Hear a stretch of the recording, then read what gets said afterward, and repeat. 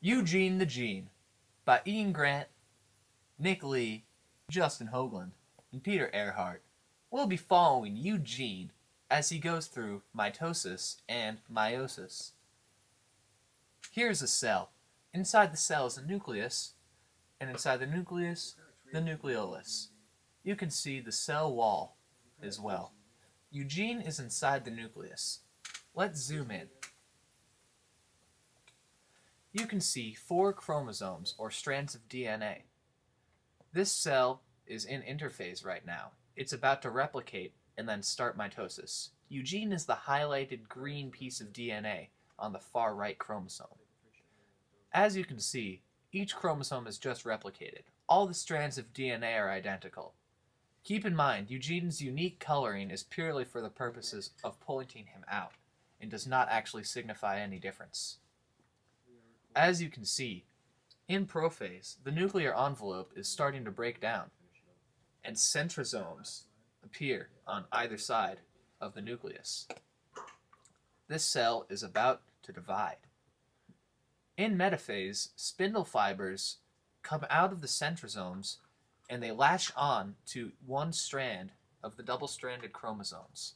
There is still just the same number of chromosomes in our example 4.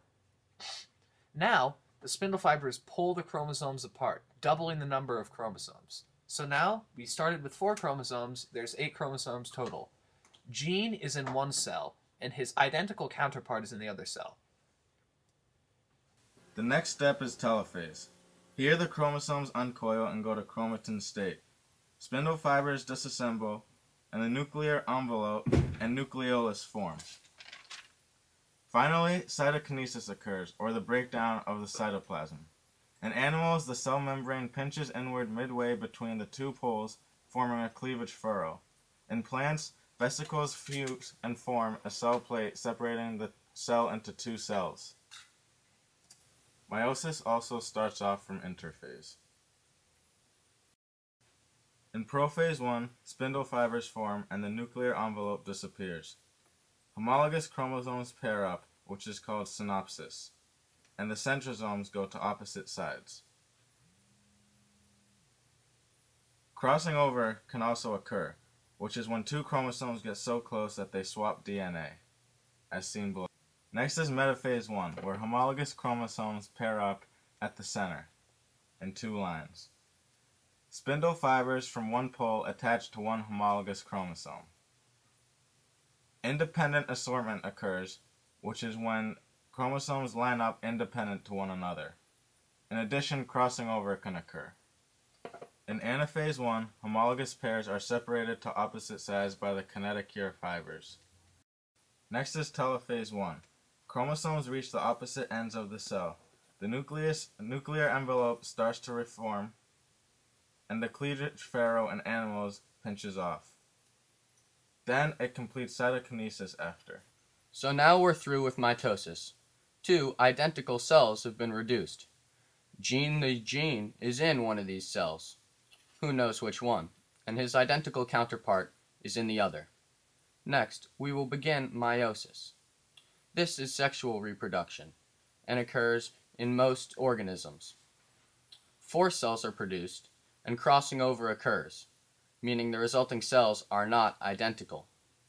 Gene will start off here, even though chances are he wouldn't go through both in real life. There are 2 cell divisions, and both stages, that is prophase, metaphase, anaphase, telophase, occur twice instead of once.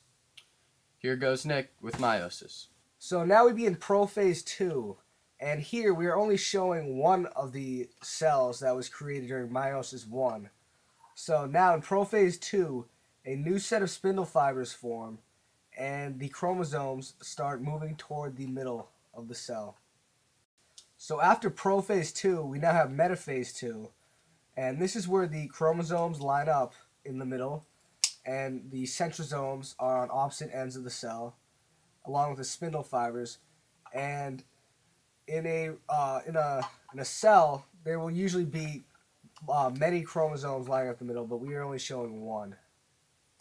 So now we are in anaphase 2, and the spindle fibers attach to the chromatids, and they separate and pull the chromatids to opposite poles.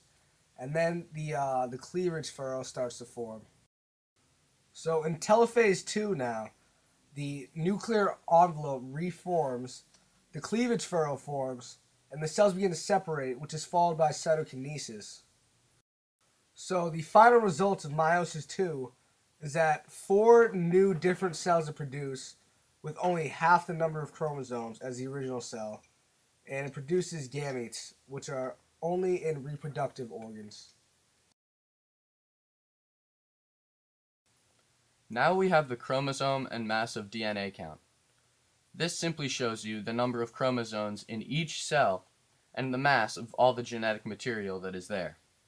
As you can see, it's for individual cells. The mass stays the same throughout, but it is split among different cells. Feel free to pause the table if you wish to record what's there. Here are the results of mitosis and meiosis.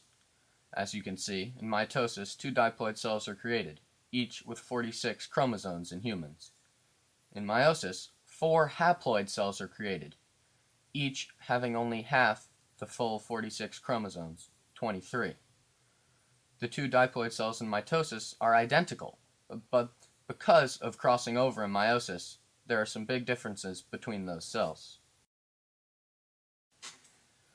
One such error is non-disjunction. In non-disjunction, a chromosome may fail to separate during anaphase. This means one daughter cell will receive both sister chromosomes and the other will have none. This results in one cell having 3 chromosomes with the same genes, 2 sisters and a homologous chromosome, a condition known as trisomy. And the other cell has only 1 chromosome, the homologous chromosome, a condition known as monosomy. These cells are very lacking in genetic material or have much too much, a big problem. We are now finished with gene's journey through cell division.